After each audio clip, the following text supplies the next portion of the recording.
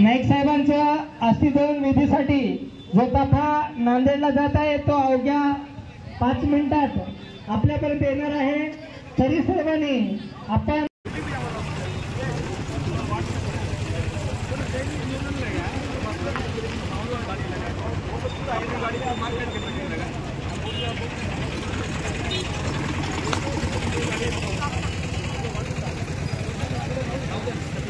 भाग्य विधाते प्रदीपजी नाईक साहेब आपल्यामधून निघून गेले। त्याच्या अस्थिदहनाचा ताफा आपल्या इथे आलेला आहे।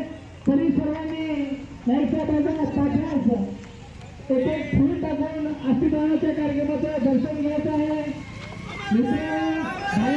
चर्चेचा असलेला प्रदीपजी नाईक साहेब आपल्यातून निघून गेले।